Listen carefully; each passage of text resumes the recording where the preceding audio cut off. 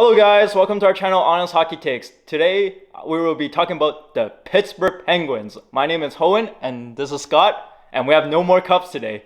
Yeah, this is really weird, guys. I'm not used to not having a cup. Hohen literally said he was too lazy to walk the 5 seconds to grab them and to make a damn We're gonna tea. go out for drinks soon. Yeah, we're about to go out for drinks, but until then, we have something we have to deal with, and that is we have to talk about the Pittsburgh Penguins and how dreadful they've been in the last 6 games. Yeah, they've been bad. What else you want to say?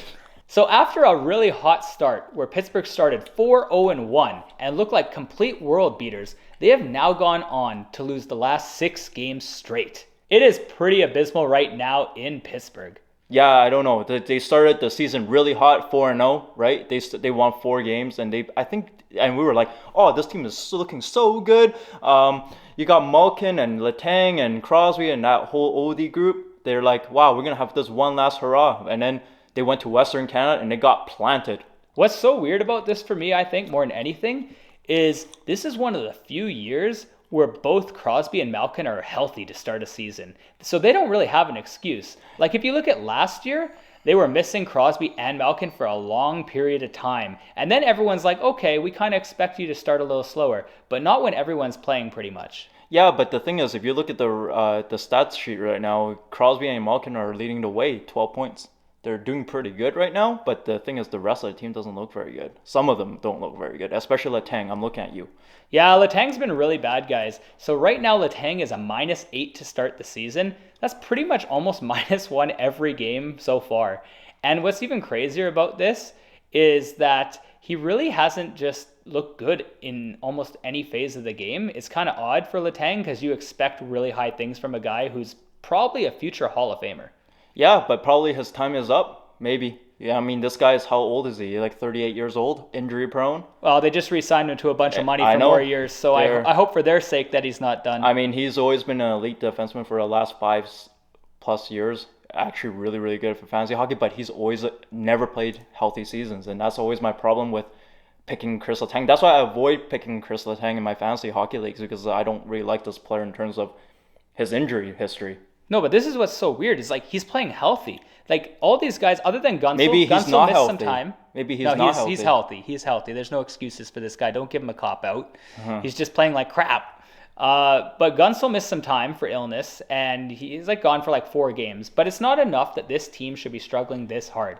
Both goaltenders right now have over a 3.2 goals against average to start the season, and only a .904 save each. Yeah, I mean, I did a little bit more research into this team in particular, and one of the things I dug up is that this team is not having problems with scoring goals. They're actually doing okay, but they're actually in their power play. Their percentage is I think they're number 7th in the league right now. 6th. Or 6th, yeah. Really high, but their penalty kill is horrible. Yeah, they right now are the 4th worst penalty kill in the league. And on top of that, they're allowing the 3rd most shots against. That's not good. Some of these defensemen and forwards gotta start getting in the way of lanes and blocking some shots. Ever since I've been tracking almost all the teams in the NHL in the offseason, and the Pittsburgh Penguins have made 2 major transactions, I feel, in the offseason. They added Jeff Petrie, but they also lost Matheson, I believe. I think losing Matheson for this team is a big loss. Big loss, because he had a lot of intangibles on this team. Not only was he had some offensive upside, but he was actually playing pretty good defensively as well. And it really shows that they're missing him right now. Jeff Petrie didn't have a good year last year, and he is not the culprit right now. Yeah, it's not just him. I think it's more of a group effort right now on defense. Group effort. But to be honest, the main guy I have to point my fingers at right now are 2 defensemen in particular, and that's Chris Letang and Dumoulin. They just have been terrible. That is the pair that's getting beat a lot. I have to give a shout out here because Marcus Pettersson and Jan Ruda have actually been pretty solid. Yeah. I think combined they're +13, and they've been playing really well in their own zone, so I can't really rip on those 2. But Dumoulin and Letang have been really sus to start the year. But personally, with Letang, I have never thought that this defenseman was ever any good defensively. So I mean, he's not the worst. He's more of an offensive-minded guy, but he's actually pretty good usually at blocking shots and stuff, which is kind of shocking that we haven't seen that type of play from him right now. Yeah. But one guy I really have to call out, and this is probably going to be unpopular with a lot of people, but I got to say it because it's the truth. Sidney Crosby. So in the last 5 games, Sidney Crosby has 1 goal, 0 assists. 1 point in the last 5 games. Malkin's stepping up. He's got 5 points in the last 5. He's chipping in. Some guys like Zucker are chipping in. But you need Crosby to be better than this. The guy was our first star the first week of the year. He had 6 points in the first 2 games of the year. You can't go from being 6-point player in the first 2 games and going 5 games with only 1 point. I mean, I don't know. I like Sidney Crosby. So I know he hasn't been playing well, but at the same time, it is still early in the season. Like, he's got to take a share of it, though. He does have to take. It's a I'm team game. sure he's taking a share blame of this right now, but I trust that Sidney Crosby can turn this around. I know he's a legend in the game. He's one of the best players to ever play this game, in my opinion. I think with his leadership, I think they'll turn it around. But it's not fair to just point at him. I really don't think that defense pairing is playing. The whole defensive unit is not playing well. But they have got some offense from like their third and fourth line, believe it or not. Like Josh Archibald has 3 goals already, which is kind of incredible. I mean, he played pretty decent in Edmonton too when he was here. I like a lot of Josh. Some of these guys are contributing. Yeah, no. Who else is contributing in the bottom 6? Is Danton Heinen? I mean, Kasperi Kapanen could be better, to be honest. Raquel in the top 6 has been pretty decent so far. I mean, year.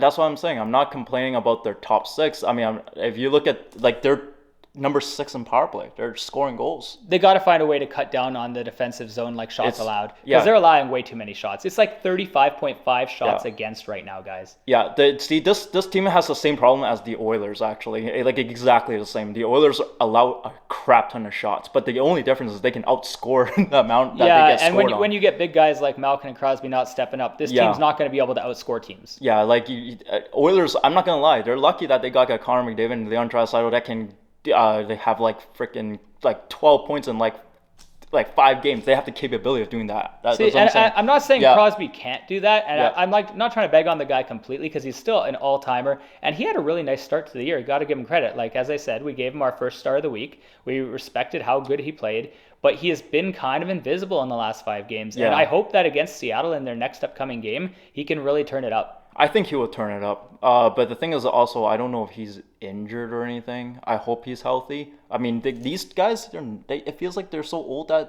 they seem like they're never healthy. I mean, they could just be old. I mean, yeah. Maybe their time's coming up. I don't know. I mean, they're both past like 35 years old. I'm pretty sure it could just be that at this point. Yeah, I think, yeah. I'm not saying they're bad. I think both these players are probably still going to be point-per-game players. But for Pittsburgh, the way they're built, they've invested so much money into keeping that core 3 of Letang, Malkin, and Crosby together. And that's fine and dandy. But if you're not going to get any youth injected into the lineup and you're going to be one of the oldest teams in the league, these guys got to still produce like they're young, even if they might not be. Yeah, I think that's the biggest problem with this team. And same with Washington Capitals. Very similar situation. Oh, there's a couple teams. There's like 3 or 4 teams like that. Yeah, they're a very old team, and they just don't have any good young talent coming into the system. And that's a big problem. And that's why this is happening to them. Like the closest thing Pittsburgh has to inject into their lineup for like a young prospect is like Samuel Poulin. And he's not exactly like NHL ready anyways. At least it doesn't feel like it. So they just need these old guys to just turn back the clock, and they got to bring it. And like Malkin has looked a little bit better lately. I really found that he has been getting his game going. Pretty much almost every game I watch, he's getting at least in the corners fighting for pucks and still getting these nice assists. So. And listen, I know you talked about the 3 core players, right? Letang, Malkin, and Crosby. The thing is, Letang and Malkin, I think they're combined for $12 million, right? They both signed for $6 million each. I think that's not that bad considering the caliber of their players. It's not necessarily the finance, it's the investment into those guys. But I feel like guys like Brian Rust needs to be better. He's -5 right now. He needs to step it up. He needs to be a little bit better. And he signed that big contract for at least. Yeah, and he looked really good in the playoffs last year. Like Brian Rust was a guy. Me and Hohen, we sat there and watched because we had a lot of hockey pools going on. So we were very invested here. We were like glued to the TV. Yeah. And Rust was actually a guy on Pittsburgh we found that stood out a lot. He was fast. He was making great plays with the puck. And we kind of got to see that again this year because he hasn't really been doing what he did in the playoffs. Yeah, and Jake Gensel, I never worry about him. I think he's been playing pretty good. It's just he had that time miss where he missed the 4 games. I think Jake Gensel is the best player on the team, personally. He really is. I don't know if we'll go that far. I mean, it's probably still Crosby, but no, not anymore. To start this year, maybe it's Gensel. I think Gunsel with the age that he's at right now, I think he's overall the best shooter. And look at how well he played in that playoffs. That against the New York Rangers, like that was crazy. No, they need Raquel and Gunsel and Rust. Yeah. Those three guys, those are the three guys I look at that need to start carrying their load. Because if these guys can carry their load, you know what you're going to get overall, give or take, from Crosby and Malkin. You're probably going to get between 80 and 85 points there each.